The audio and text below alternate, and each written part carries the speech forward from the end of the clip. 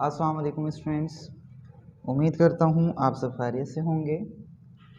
Students, electrostatics पे हम बात कर रहे थे और आज हम जिस टॉपिक पे बात करने वाले हैं उसका नाम है गॉसेस लॉ। ठीक, एक साइंसदान जिनका नाम था कार्ल फ्राइडरिच गॉस, इन्होंने एक लॉ दिया था फ्लक्स के बारे में।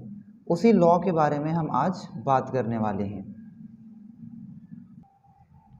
स्टूडेंट्स, गॉस लॉ पे बात करने से पहले जो लास्ट लेक्चर में हमने पढ़ा था उसको मैं थोड़ा सा रिवाइज करना चाहूँगा, क्योंकि उसी से गॉस लॉ रिलेट करता है।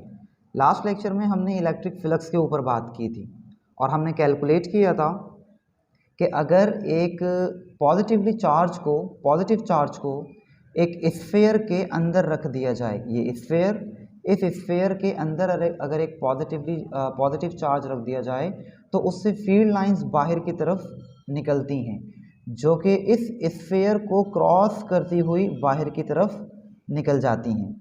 ठीक, इट मीन्स ये जो फील्ड लाइंस हैं, इलेक्ट्रिक फील्ड लाइंस, ये इस एरिया में से क्रॉस कर रही हैं, सरफेस एरिया जो है। तो क्या चीज़ बन रहा है यहाँ पे स्टूडेंट्स, आप सबको पता है कि अगर फील्ड लाइंस एरिया में से क्रॉस करें तो क्या होता है, वहाँ पे फ्लक्स होता है। ठीक, फ्लक्स मतलब नंबर ऑफ फील्ड लाइंस जो कि किसी भी एरिया में से क्रॉस करती हैं। तो यही फ्लक्स हमने लास्ट टाइम कैलकुलेट किया था और उसी को हम दोबारा कैलकुलेट करने के बाद फिर हम गॉस लॉ पे बात करेंगे। तो स्टूडेंट्स, पहले हम जो है वो इस स्फीयर में से पैदा होने वाला फ्लक्स जो है या क्रॉस करने वाला जो फ्लक्स है वो कैलकुलेट करने जा रहे हैं। ठीक, आपको पता है कि इस पूरे स्फीयर का जो फ्लक्स है वो हम एक साथ कैलकुलेट नहीं कर सकते, बल्कि हमें इस स्फीयर को छोटे छोटे एरियाज में डिवाइड करना पड़ेगा। तो फर्ज करें एक छोटा सा एरिया हम ये कंसीडर कर लेते हैं। ठीक, और यहाँ पे एरिया की डायरेक्शन जो है वो ऐसे परपेंडिकुलर हो जाएगी। तो एरिया और इलेक्ट्रिक फील्ड लाइंस की डायरेक्शन दोनों की पैरेलल होगी और एंगल कितना हो जाएगा, 0। ये हर जगह पे ऐसे ही होगा। फर्ज करें यहाँ पे एक छोटा सा एरिया आप ले लें। इस छोटे से एरिया में एरिया की डायरेक्शन जो है वो ऐसे आउटवर्ड हो जाएगी। ठीक, और इलेक्ट्रिक फील्ड लाइंस की डायरेक्शन तो ऐसे ही है। तो दोनों के दरमियान डायरेक्शन कैसी है, पैरेलल, एंगल कैसा बनेगा, 0। हर पॉइंट पे फील्ड लाइंस और एरिया के दरमियान जो एंगल बनेगा वो 0 ही बनेगा। तो पूरे स्फीयर का टोटल फ्लक्स मालूम करने का तरीका ये होगा कि आप पहले छोटे एरियाज में से जो फ्लक्स क्रॉस कर रहा है वो छोटे छोटे एरिया का फ्लक्स कैलकुलेट कर लें। उसके बाद जो है तमाम फ्लक्सेस को आप ऐड कर देंगे तो पूरे स्फीयर का फ्लक्स आपको मिल जाएगा। पूरे स्फीयर का फ्लक्स मिल जाएगा मतलब इस स्फीयर में से क्रॉस होने वाली इलेक्ट्रिक फील्ड लाइंस की तादाद मिल जाएगी। फ्लक्स मतलब नंबर ऑफ फील्ड लाइंस जो कि क्रॉस करेंगी। तो हम पूरे स्फीयर का फ्लक्स कैलकुलेट कर लेंगे। एक्चुअली हमने क्या कर लिया, इलेक्ट्रिक फील्ड लाइंस कैलकुलेट कर ली। तो चलें इस स्फीयर का फ्लक्स कैलकुलेट करते हैं और किस तरह करेंगे, छोटे छोटे एरियाज का फ्लक्स कैलकुलेट करके उन तमाम फ्लक्सेस को ऐड कर देंगे। तो चलें शुरू करते हैं स्टूडेंट्स। फर्ज करें कि यह आपके पास पहला एरिया आ गया, एरिया 1। पहले इसमें से फ्लक्स कैलकुलेट कर लें, फिर इस एरिया में से कर लेंगे, दूसरे एरिया में से, और अप टू n एरियाज जो हैं उनमें से हम फ्लक्स कैलकुलेट कर लेंगे। तो पहले सरफेस में से, पहले छोटे से एरिया में से जो फ्लक्स हो जाएगा वो डेल्टा फाई 1 हो जाएगा। फ्लक्स छोटा सा पहली सरफेस में से, पहले छोटे से एरिया में से। तो क्या फॉर्मूला होता है, ई डॉट और वो छोटा सा एरिया आ जाएगा पहला वाला, ई ए, और कॉस का एंगल स्टूडेंट्स कितना होगा, 0 ही होता है, हर जगह पे 0 होगा। कॉस 0 1 हो जाएगा, लिहाजा पहला छोटा सा फ्लक्स आपके पास मिल गया, ई delta A 1। This is the first flux through the first small element of area. तो ये आपके पास फ्लक्स आ जाएगा। इसी तरह दूसरे एरिया में से भी आप छोटा सा फ्लक्स जो है वो कैलकुलेट कर लें। तो दूसरे एरिया में से छोटा सा flux delta phi 2, E dot और ये सेकंड वाला छोटा सा एरिया। आपको पता है ई डॉट ए बराबर हो जाएगा ई ए कॉस का एंगल यहाँ भी कितना हो जाएगा, 0 हो जाएगा, दोनों पैरेलल हैं। तो सिंपल आ जाएगा ई और ये दूसरा वाला एरिया। तो ये आपका दूसरा फ्लक्स का छोटा सा, दूसरे एरिया का छोटा सा फ्लक्स निकल गया। अब छोटे छोटे छोटे छोटे एरियाज़ का आप फ्लक्स कैलकुलेट करेंगे तो पहला, दूसरा, तीसरा, चौथा, पांचवा अप टू nth एरिया। तो nth एरिया में से जो आपका फ्लक्स होगा वो हो जाएगा ई डॉट और वो छोटा सा nth वाला जो एरिया होगा वो। तो ये कितना हो जाएगा स्टूडेंट्स, ई nth एरिया और कॉस का एंगल वहाँ भी कितना होगा, 0। तो ये हो जाएगा सिंपल ई और ये nth एरिया छोटा सा। तो ये आपने निकाल लिया फ्लक्स। छोटे छोटे छोटे छोटे एरियाज़ का आपने फ्लक्स निकाल लिया। अब इन तमाम फ्लक्सेस को अगर आप ऐड कर लेंगे तो टोटल फ्लक्स मिल जाएगा आपको इस पूरे स्फीयर का। तो चलें टोटल फ्लक्स निकालते हैं। टोटल फ्लक्स जिसको हम रिप्रेजेंट करेंगे फाई ई से। तो फाई ई, पहला फ्लक्स, दूसरा फ्लक्स, तीसरा फ्लक्स, चौथा फ्लक्स, इन तमाम फ्लक्सेस को ऐड कर लेंगे। तो ये छोटा था पहला फ्लक्स, दूसरा फ्लक्स, तीसरा फ्लक्स कह दें, अप टू n छोटे छोटे फ्लक्सेस। इसको सॉल्व कर लें। पहला फ्लक्स कितना है, ई और ये पहला एरिया। दूसरा फ्लक्स हो जाएगा ई और ये दूसरा एरिया। तीसरा फ्लक्स इसी तरह से ई और ये तीसरा एरिया और अप टू n का कितना हो जाएगा, ई और वो nth एरिया। देखें इलेक्ट्रिक फील्ड इंटेंसिटी जो है वो कांस्टेंट होगी हर जगह पे, चारों तरफ, स्फीयर के चारों तरफ इलेक्ट्रिक फील्ड इंटेंसिटी कांस्टेंट होगी पूरे स्फीयर पे। तो इलेक्ट्रिक फील्ड इंटेंसिटी को बाहर निकालने कॉमन,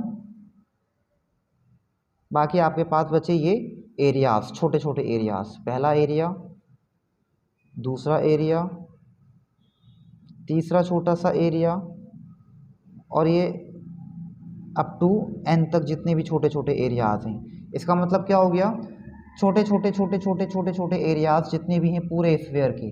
तो अगर इन छोटे छोटे छोटे एरियाज को आप ऐड कर दोगे तो टोटल आपके पास पूरा स्फीयर का एरिया आ जाएगा। तो इसका मतलब ये ब्रैकेट जो है वो पूरे स्फीयर का एरिया है।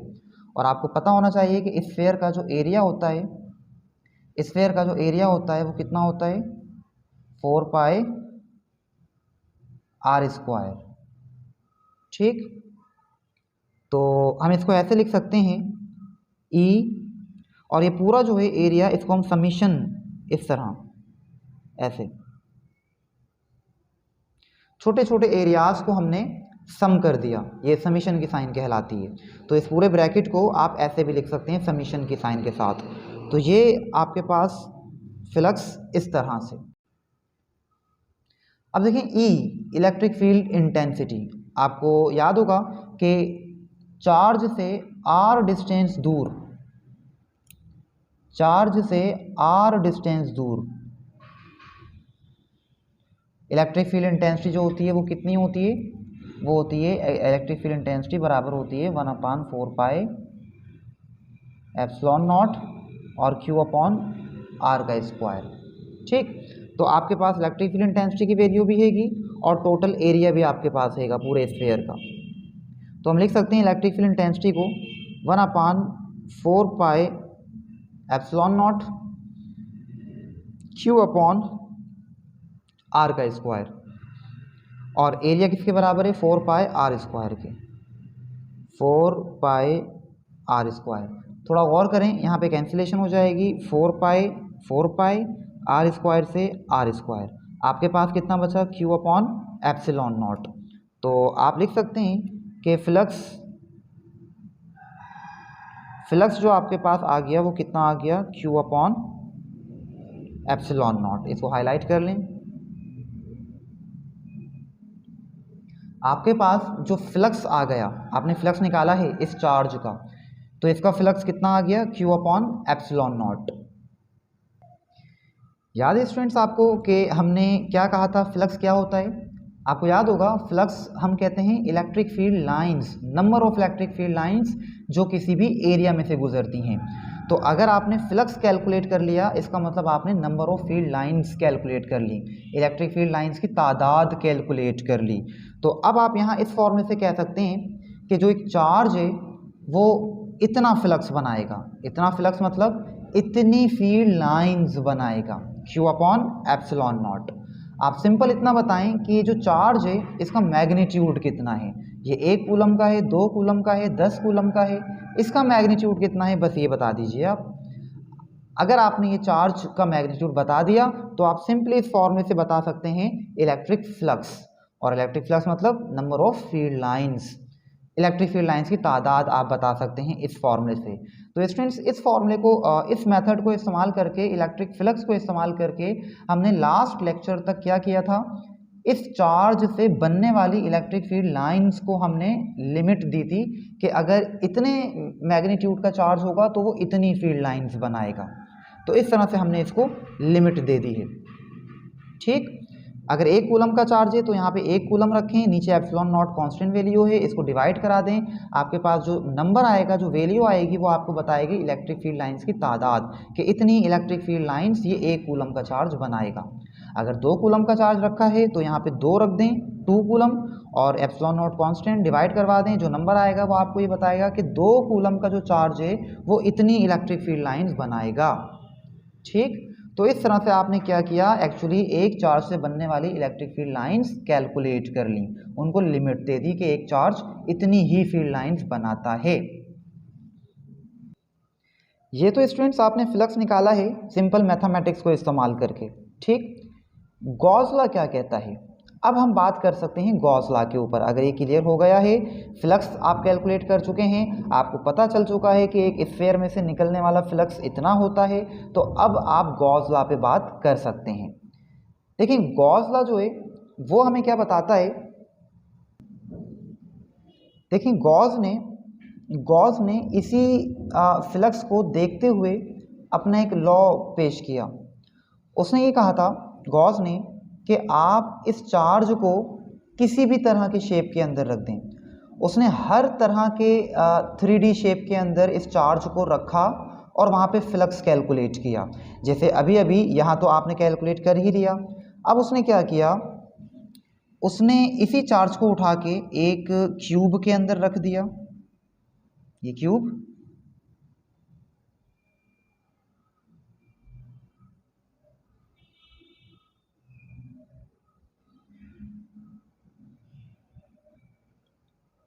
उसने क्या किया स्टूडेंट कि उसने यही चार्ज को उठा के एक क्यूब 3 डायमेंशनल क्लोज्ड सरफेस इसके अंदर रख दिया। ठीक, और फिर इसका फ्लक्स कैलकुलेट किया। फ्लक्स जाहिर है यहाँ से इलेक्ट्रिक फील्ड लाइंस यहाँ भी बाहर निकलेंगी, ऐसे इधर भी निकलेंगी, इधर भी निकलेंगी, इधर इस साइड पे भी।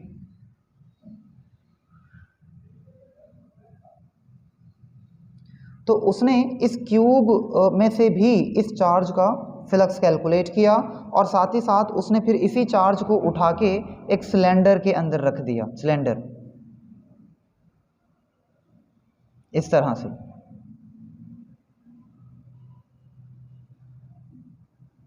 उसने इसी चार्ज को उठा के इस सिलेंडर के अंदर रख दिया और अब उसने फ्लक्स कैलकुलेट किया।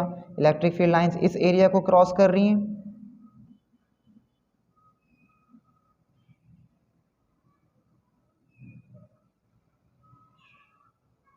ऐसे।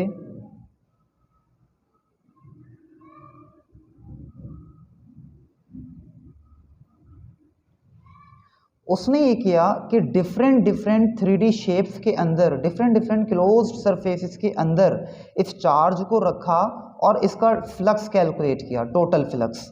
तो उसने ये पाया स्टूडेंट कि आप इस चार्ज को उठा के किसी भी तरह के शेप में रख दें, आपके पास जो फ्लक्स निकलेगा वो फ्लक्स इतना ही होगा, कितना, Q अपॉन एप्सिलॉन नॉट।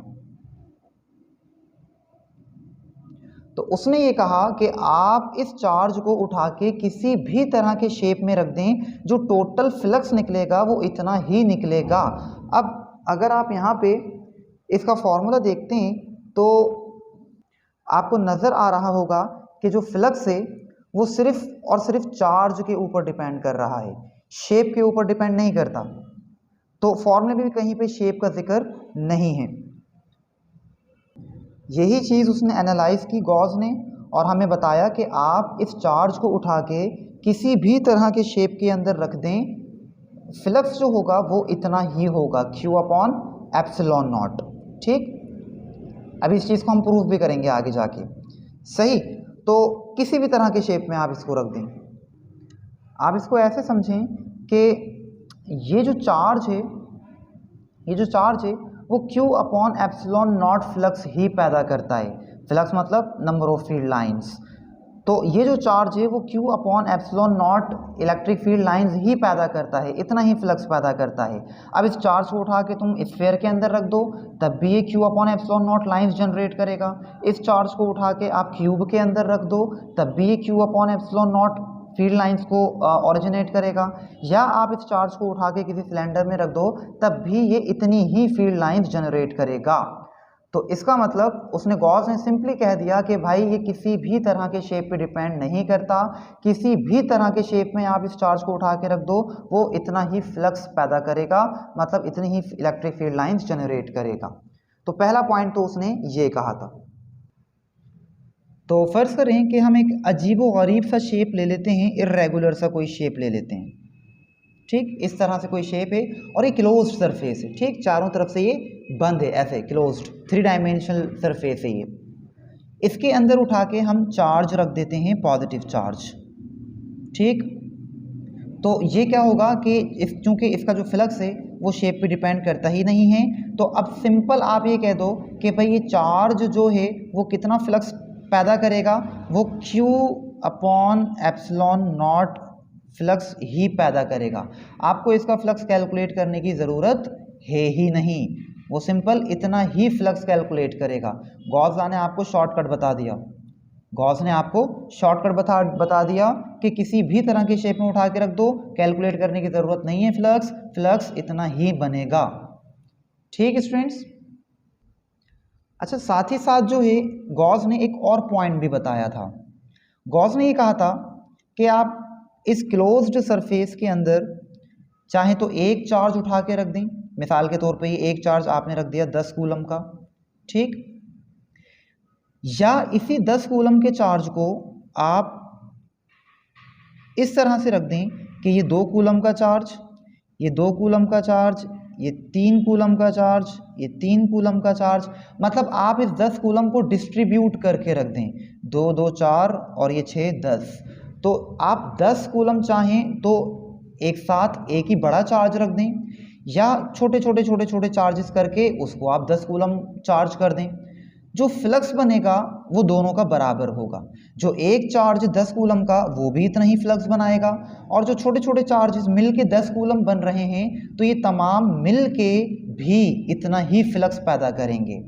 क्योंकि हमें पता है कि जो चार्ज होता है वो स्केलर क्वांटिटी होती है। तो उसने सिंपल कहा कि आप ये मत देखो कि जो क्लोज सरफेस है उसके अंदर जो चार्जेस हैं वो अलग अलग डिस्ट्रीब्यूट होके रखे हैं या एक साथ एक ही चार्ज रखा हुआ है, इससे फ़र्क नहीं पड़ेगा। सिर्फ इतना बताएं कि क्लोज सरफेस के अंदर टोटल चार्ज कितना है, बस। तो टोटल चार्ज यहाँ भी 10 कूलम है और टोटल चार्ज यहाँ भी 10 कूलम है, तो फ्लक्स जो है वो इतना ही बनेगा। क्लियर हो गई बात स्टूडेंट्स? तो गॉस ने 2 बातें आपको बता दी। एक तो ये कि आप इस चार्ज को किसी भी तरह के क्लोज सरफेस के अंदर रख दो, इतना ही फ्लक्स बनेगा। और दूसरा ये कि आप इस चार्ज को किसी भी तरीके से रख दो, सिंगल उसमें फॉर्म में रख दो या बहुत सारे चार्जेस छोटे छोटे करके रख दो, तब भी फ्लक्स इतना ही बनेगा। ठीक, तो चलें गॉस लॉ की एक छोटी सी डेरिवेशन है 3-4 स्टेप की, उसको भी कर लेते हैं हाथ के हाथ। अब हम इसको प्रूफ भी कर लेते हैं कि एक चार्ज रख दें या बहुत सारे चार्जेस रख दें, एक ही बात है। इस चीज़ को हम डेरिवेशन के ज़रिए प्रूफ भी कर लेते हैं। ठीक है, तो फ़र्ज़ करें कि आपके पास एक अजीब व गरीब तरह का 3 डायमेंशनल क्लोज्ड सरफेस है। ठीक, किताब में इस तरह का शेप है, लिहाजा इस तरह का ले रहे हैं।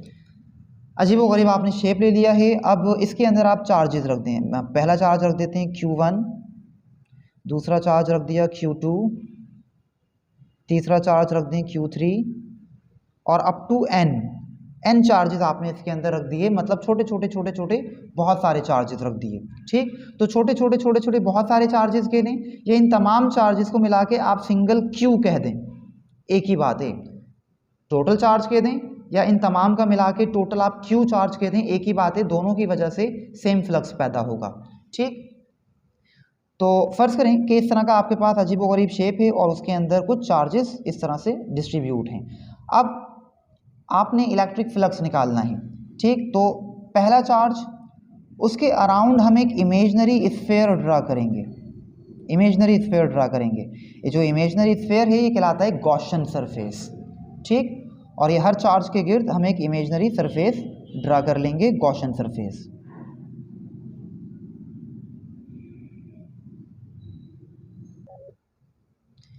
ये इमेजनरी सरफेसेस, क्लोज्ड सरफेसेस इसके अराउंड में आपने ड्रा की हैं, ये क्लोज्ड सरफेसेस कहलाती हैं गॉसियन सरफेस। ठीक, तो हर चार्ज के गिर्द आप ये गॉसियन सरफेस ड्रा कर लें और अब हर चार्ज की वजह से फ्लक्स मालूम कर लें। ये पहला चार्ज, इसकी फील्ड लाइन ऐसे आउटवर्ड निकलेंगी, मतलब फ्लक्स। इसी तरह ये दूसरा चार्ज, इसकी फील्ड लाइंस, तो ये फ्लक्स पैदा होगा इस तरह से। तो हर चार्ज में से एक फ्लक्स बनेगा, वो फ्लक्स आप मालूम कर लें पहले। इसमें से भी फ्लक्स बनेगा इस तरह से। पहले चार्ज का जो फ्लक्स होगा आपको पता है, देखें किसी भी चार्ज की वजह से फ्लक्स जो होता है वो इतना होता है, तो कितना हो जाएगा ये पहले चार्ज की वजह से फ्लक्स हो जाएगा Q1 अपॉन एप्सिलॉन नॉट, पहला चार्ज और अपॉन में एप्सिलॉन नॉट, तो ये आ गया पहले चार्ज की वजह से टोटल फ्लक्स। दूसरे चार्ज की वजह से फ्लक्स कितना आ जाएगा, दूसरे चार्ज की वजह से, तो ये हो जाएगा Q2 अपॉन एप्सिलॉन नॉट। इसी तरह जितने भी चार्जेस इसमें रखे हैं उन nth चार्जेस की वजह से जो फ्लक्स आ जाएगा वो आ जाएगा Qn upon epsilon not. Flux चूँकि स्केलर क्वांटिटी है लिहाजा फ्लक्स को हम ऐड कर सकते हैं, तो टोटल फ्लक्स हमारे पास आ जाएगा, पहला फ्लक्स पहले चार्ज की वजह से फ्लक्स, दूसरे चार्ज की वजह से, अप टू n चार्जेस की वजह से जो फ्लक्स आ जाएगा। पहले चार्ज की वजह से जो फ्लक्स है वो Q1 अपॉन एप्सिलॉन नॉट, दूसरे की वजह से Q2 अपॉन एप्सिलॉन नॉट और up to n charges Qn upon epsilon naught. Students यहाँ से एप्सिलॉन नॉट कॉमन आ जाएगा यहाँ से और ये हो जाएगा 1 अपॉन एप्सिलॉन नॉट, बाकी यहाँ बचेगा Q1 Q2 और अप टू n चार्जेस।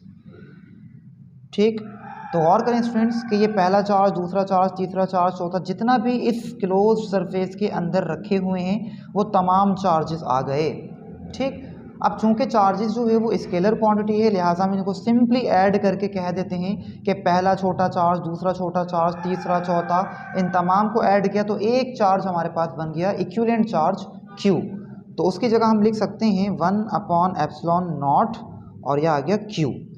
इन सब की जगह पे Q कौन सा चार्ज आ गया स्टूडेंट, टोटल चार्ज आ गया, टोटल चार्ज जो उस क्लोज्ड सरफेस के अंदर मौजूद है। ठीक, तो ये कौन सा चार्ज है, इसको हम कह सकते हैं ये नेट चार्ज है, वो चार्ज जो कि इस क्लोज्ड सरफेस के अंदर है, टोटल चार्ज वो है ये। ठीक, और इसको हम कह सकते हैं कि ये इनक्लोज्ड चार्ज है। ये चार्ज कैसा है, ये इनक्लोज्ड चार्ज है। ठीक, तो पता चला कि टोटल फ्लक्स जो निकला, टोटल फ्लक्स स्टूडेंट्स यहाँ पे कितना निकला, 1 अपॉन एप्सिलॉन नॉट Q या Q अपॉन एप्सिलॉन नॉट, एक ही बात है। तो देखें इसने यहाँ से ये बात प्रूव हो गई कि जो फ्लक्स बनता है किसी भी चार्ज की वजह से वो Q अपॉन एप्सिलॉन नॉट ही बनता है। आप सिर्फ इतना बताइए कि उस क्लोज्ड सरफेस के अंदर टोटल चार्ज कितना है, बस अगर आप टोटल चार्ज बता देते हैं तो आप फ्लक्स आसानी से कैलकुलेट कर सकते हैं। यही तो गॉस ने बताया कि जो फ्लक्स है वो ना शेप पे डिपेंड करता है और ना चार्ज की डिस्ट्रीब्यूशन पे डिपेंड करता है। डिस्ट्रीब्यूशन मतलब कि एक चार्ज रखा है टोटल या छोटे छोटे बहुत सारे चार्जेस रखे हैं, इस चीज़ पर भी डिपेंड नहीं करता फ्लक्स। यही चीज़ इसने आपको प्रूफ करके दिखा दी। तो आप सिंपली अगर आपने अब फ्लक्स निकालना है तो आप सिंपल क्या करेंगे, बस ये मालूम कर लें कि टोटल चार्ज कितना इनक्लोज्ड है उस सरफेस के अंदर, उस क्लोज्ड सरफेस के अंदर, बस तो आप फ्लक्स मालूम कर सकते हैं। फ्लक्स मतलब इलेक्ट्रिक फील्ड लाइंस। ठीक है स्टूडेंट्स, तो गॉस ने आपको एक शॉर्टकट बता दिया कि आपको फ्लक्स कैलकुलेट करने की ज़रूरत ही नहीं है। आप सिंपल ये बताइए कि बस क्लोज सरफेस के अंदर चार्ज कितना है, बस आपको फ्लक्स पता चल जाएगा। ठीक है स्टूडेंट्स, आई थिंक यहाँ तक आपको क्लियर हो गया होगा। तो इसी इक्वेशन को देखते हुए हम गॉस लॉ की स्टेटमेंट भी लिख सकते हैं कि the total flux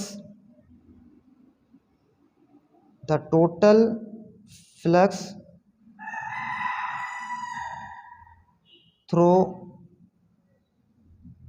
any closed surface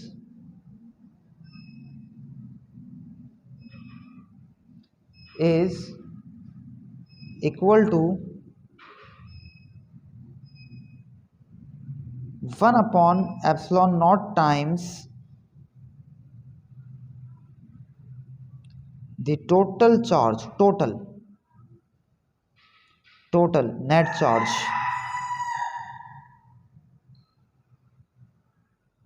enclosed in that surface या गॉसियन सरफेस।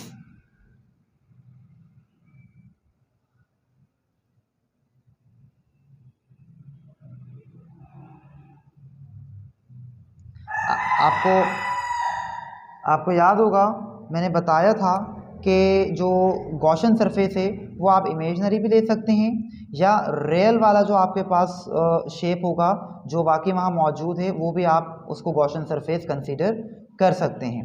तो सिंपली गॉसियन सरफेस के अंदर जितना भी आपके पास नेट चार्ज है बस वो चार्ज बता दीजिए, आपको टोटल फ्लक्स मतलब टोटल नंबर ऑफ लाइंस बता दी जाएंगी। तो आई होप स्टूडेंट्स यहाँ तक आपको क्लियर हो गया होगा।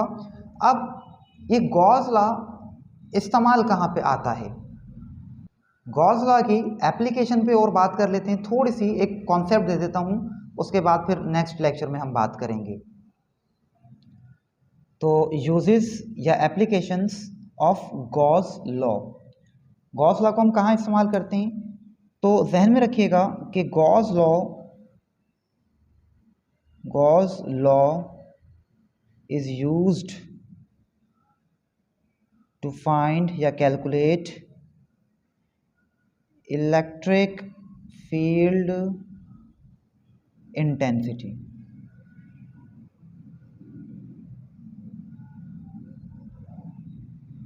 गॉस लॉ स्टूडेंट हम इस्तेमाल करते हैं electric field intensity, electric field की शिद्दत मालूम करने के लिए। आपको याद होगा स्टूडेंट्स कि पॉजिटिव चार्ज जो है उसके अराउंड एक इलेक्ट्रिक फील्ड होती है। उस फील्ड में किसी पॉइंट पे अगर आपने फील्ड की शिद्दत मालूम करनी हो तो आप उस पॉइंट पे एक टेस्ट चार्ज ला के रख देते हो Q0 और चेक कर लेते हो कि उस पर कितनी फोर्स लग रही है। ज़्यादा फोर्स लग रही है इसका मतलब इस पॉइंट पे ज़्यादा फील्ड की शिद्दत है। ठीक, तो कूलम्स लॉ में आप फील्ड की शिद्दत मालूम करने के लिए टेस्ट चार्ज का इस्तेमाल किया करते थे, लेकिन गॉस लॉ में भी आप फील्ड की शिद्दत ही मालूम करेंगे, लेकिन यहाँ पे आपको टेस्ट चार्ज की ज़रूरत नहीं पड़ेगी। आप एक इमेजिनरी गॉसियन सरफेस ड्रा करके फील्ड की शिद्दत कैलकुलेट कर सकते हैं। आपको कोई टेंशन की ज़रूरत नहीं है कि आप टेस्ट चार्ज लेकर आएंगे, कौन सा टेस्ट चार्ज लाएं, यहाँ पे ला के रखें, फिर फील्ड की शिद्दत मालूम करें, मुश्किल एक तरीका है।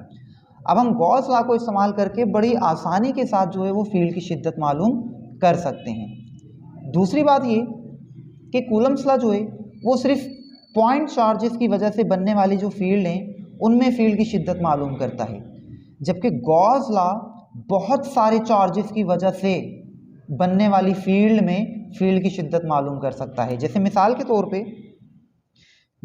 पे फ़र्ज़ करें कि एक स्फेयर है आपके पास, ये स्फेयर है और ये स्फेयर पॉजिटिवली चार्ज्ड है, ठीक। अब चूंकि पॉजिटिवली चार्ज है तो इसके अराउंड में फील्ड की शिद्दत मौजूद होगी यहाँ कहीं पे। अब किसी पॉइंट पे अगर आपने फील्ड की शिद्दत मालूम करनी है तो आप गॉस लॉ का इस्तेमाल यहाँ पे आसानी से कर सकते हैं। आपको यहाँ पे टेस्ट चार्ज लाने की ज़रूरत नहीं है, आप जस्ट एक इमेजनरी गॉसियन सरफेस यहाँ ड्रा करेंगे, गॉसियन सरफेस इमेजनरी एक ड्रा करेंगे और इस पॉइंट पे फील्ड की शिद्दत मालूम कर सकते हैं। आपको किसी टेस्ट चार्ज की ज़रूरत नहीं है, ठीक। इसी तरह फ़र्ज़ करें अगर आपके पास एक प्लेट है, एक शीट है जो कि पॉजिटिवली चार्ज है, मिसाल के तौर पे इस तरह से, ये एक शीट है, एक कंडक्टर है जिसको आपने रब करके पॉजिटिवली चार्ज किया हुआ है। अब इस प्लेट के इस साइड यहाँ भी फील्ड, इसके करीब करीब चारों तरफ फील्ड की शिद्दत होगी, फील्ड बन रही होगी, इलेक्ट्रिक फील्ड। तो यहाँ इस पॉइंट पे फील्ड की शिद्दत मालूम करने को कह दे या यहाँ कहीं इस पॉइंट पे फील्ड की शिद्दत मालूम करने को कह दे, तो क्या अब आप यहाँ पे कूलम्स लॉ अप्लाई कर सकते हैं? नहीं कर सकते, क्योंकि यहाँ पे कूलम्स लॉ, ये यहाँ पॉइंट चार्जेस नहीं है, कूलम्स लॉ पॉइंट चार्जेस के लिए एप्लीकेबल है, ठीक। तो यहाँ पे आप कूलम्स लॉ नहीं बल्कि गॉसेस लॉ इस्तेमाल करके फील्ड की शिद्दत मालूम करेंगे। बहुत सारे चार्जेस की वजह से फील्ड की शिद्दत मालूम करने के लिए गॉस लॉ हम इस्तेमाल करते हैं।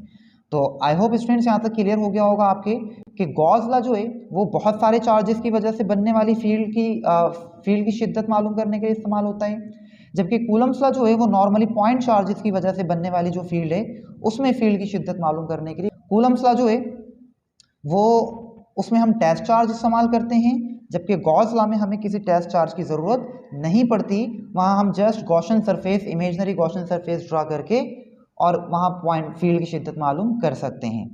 तो यहाँ भी हम एक गॉसियन सरफेस ड्रा करते हैं और इस तरह से,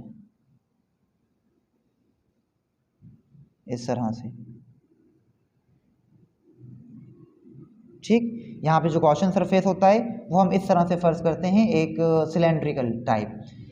तो इसको हम बाकायदा आगे जाके ड्राइव भी करेंगे, पूरा इसको सॉल्व करेंगे हम, अभी तो जस्ट मैं आपको कॉन्सेप्ट दे रहा था। तो ये इन जगहों पे स्टूडेंट्स फिर हम क्या इस्तेमाल करते हैं? गॉस लॉ इस्तेमाल करते हैं। तो नेक्स्ट लेक्चर में फिर हम यही बात करेंगे कि स्फेयर जो है आपके पास, इसमें फील्ड बन रही है, किसी पॉइंट पे फील्ड की शिद्दत मालूम करेंगे तो गॉस लॉ कैसे इस्तेमाल करेंगे, और यहाँ शीट आपके पास मौजूद है तो किसी पॉइंट पे फील्ड की शिद्दत मालूम करनी है तो गॉस लॉ कैसे इस्तेमाल करेंगे, तो ये फिर नेक्स्ट लेक्चर में हम बात करेंगे। तो यहाँ तक आपको आई थिंक क्लियर हो गया होगा। मिलते हैं आपसे नेक्स्ट वीडियो में नए टॉपिक के साथ, तब तक के लिए अल्लाह हाफिज़।